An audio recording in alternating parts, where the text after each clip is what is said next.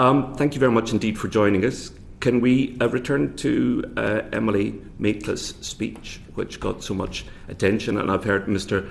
Sharp's comments about the speech, where he agreed with it and where he disagreed with it. But perhaps we can focus a bit, since we're talking about impartiality specifically, on the person that she described as an active Tory agent within the BBC, and that's Sir Robbie Gibb. It might be helpful, Mr. Davey, if you tell us what role Robbie Gibb plays at the BBC. What's his job?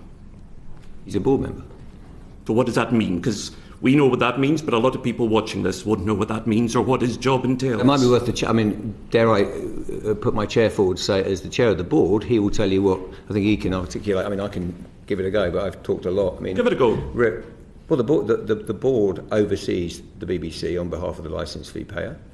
It sets the strategy with the executive. But the executive deliver and are fully responsible for day-to-day operations and editorial oversight of the BBC, editorial leadership of the BBC.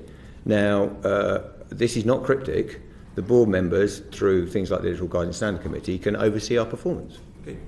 Would you regard him as impartial? I think everyone coming to the BBC on the board that I deal with puts the BBC first and absolutely understands and it supports me personally and the executive team to deliver impartiality. Yes. Okay, well, that's interesting. But by the way, I don't think anyone personally comes in any walk of life with total impartiality. That's one of the joys of the challenge, Mr. Nicolson, is when you come to the BBC, you focus wholly on sounds very worthy, a higher purpose, and that is to deliver impartial journalism, and that is critical. Indeed. We've covered this before because we pointed out that you're a former Conservative candidate and Mr. Sharp is a very generous donor to the Conservative Party, has been in the past. So we've covered that and we know that.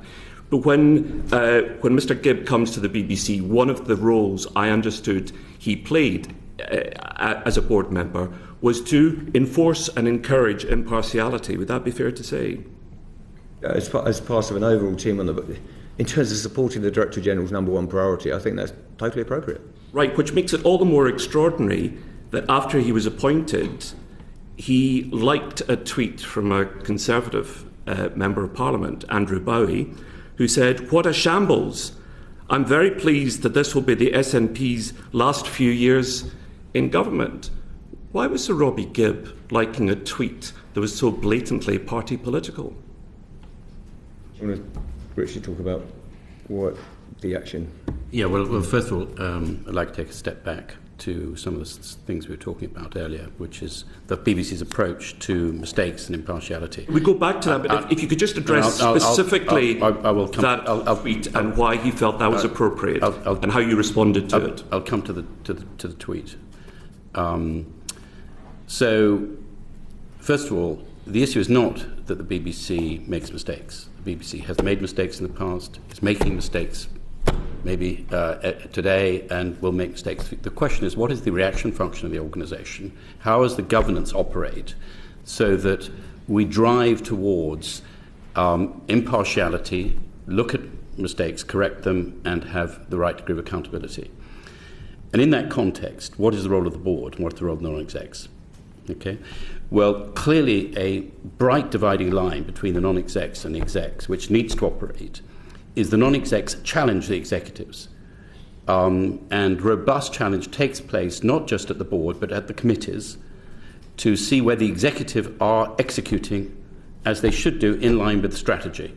And as we've discussed, strategy number one is preserve and promote impartiality. Okay. Now, as part of that, there is a critical subcommittee, which is the Editorial Guidelines Standard Committee. Okay, we have our editorial guidelines. Those are the guidelines which Emily Maitlis chafed against, as have others. And the subcommittee of the board, with the non-execs, scrutinises the output after broadcast and after this is a critical point, after it's been executed by the executive. The committee does not get involved before. Now, it has to challenge certain things. It has to challenge groupthink.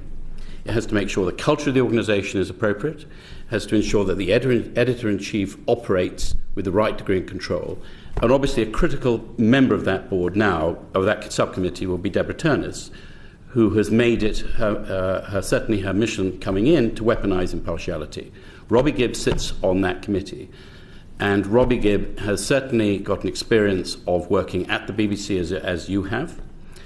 And I can only imagine, Mr. Nicolson, that when you were at the BBC, although you had political views, you also operated with impartiality. Yeah, I would never have dreamt of liking a tweet that was party political like that. It would have been quite improper. As an executive, exactly.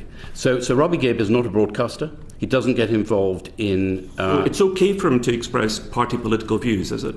Well, non-executives should seek to avoid getting involved in controversial matters of controversy. Okay, that they should seek to. They are not required to by the governance of the BBC, but they should seek to. And certainly, it's hard to imagine something more blatantly party political than that. So we kind of return to Emily Maitlis's point that he's an active Tory agent, because for him to like a Tory MP's tweet that says that he's very pleased that this will be the SNP's last few years in government, wishful thinking, I think. Mm-hmm.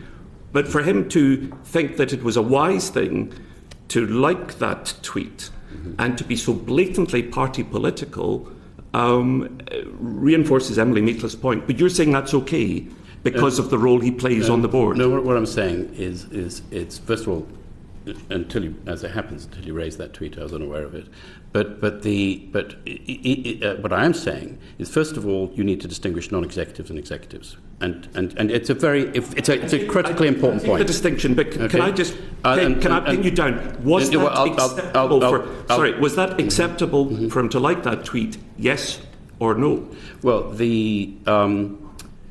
it's the code of conduct for the non-execs. What's your view? The code of conduct for the non-execs is they're entitled not to. They're not governed by the same code of conduct. I know that. You've told me that. But what's your view? I would prefer that non-execs, in the same way, I prefer non-execs refrain from tweeting around controversial or partisan issues. Now, we know what he thinks, and to address. I'll move on to Tim, if I may. To address your point, Mr. Davey, he's clearly not leaving his political opinions at the door, is he? He's letting the whole world know what his political opinions are, which is he wants to get rid of the SNP government.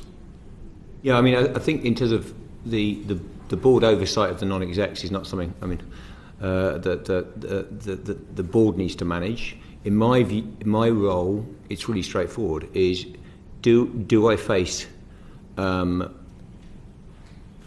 inappropriate editorial intervention? One, and two, which is what the audience really care about, is does that influence our ability to go about the work I need to do, which is report. And people have accused him of inappropriate editorial interference. And Emily Maitlis says that he's a Tory active agent, and he's doing his very best to prove Emily Maitlis correct with his behaviour. With respect, I think my concern is that that any construct of the board, and everyone comes to the board with lots of opinion, by the way. That's the joy of a board. But the acid test for me as editor-in-chief is, do I have power with the editors running the programmes? Are they interfered with in any way inappropriately? And also, are we not delivering on our mission of impartiality? Yeah, but you can understand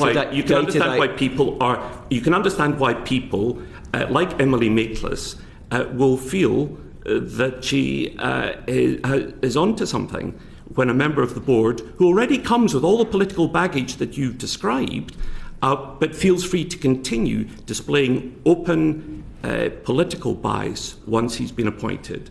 But I think we've slightly exhausted this. What did you think of Laura Kuenssberg's first programme? I thought it was fresh. I thought she handled it. I thought the interviews were outstanding, actually. I thought she was really good. I thought her tone was good. I thought she's a world-class journalist. I was very proud of it. I think on a new programme you try lots of things. You know, these things get, many of the committee have worked at the BBC, so you tend to throw everything at it. But I thought it was a first-class programme. The comedy part of it worked, the Joe Lycett bit. Well, I think it's slightly bemusing, frankly. I mean, let's not over-egg it. Live television brings with it all kinds of joys. You can debate the merits of the booking. It may not be the next booking we make. The Daily Mail's gone absolutely tonto about it. It's run a whole page, a whole front page, about a comedian taking the mickey out of the new Prime Minister. Yes. What's your point, Mr. Nicolson? Sorry, I'm lost. I've got 28 complaints. I mean, I take these things seriously. I think we know that on a bit of live television, some of it was slightly bemusing. It doesn't affect the world-class job that Laura does. I think we've got ourselves a very good programme. I'm proud of the team. You're not going to get everything right as you select guests. I'm not. I'm lost on what the point is. My point is that you're under pressure over it. Obviously. I mean, have you seen this job over the years, Mr. Nicolson? I'm under. I mean, honestly, if I started reacting to every news item, I mean, I'd be half dead by now. I mean, for goodness' sake. I mean, you're under pressure from board members. You're under pressure from newspapers. You're under a lot of pressure, certainly.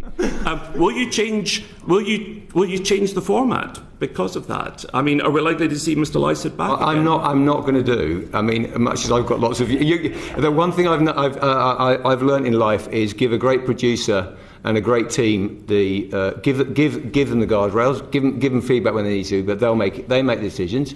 They'll keep learning. They'll adapt stuff. It's normal business. Let's move on. Did Robbie Gibb complain about that out of interest?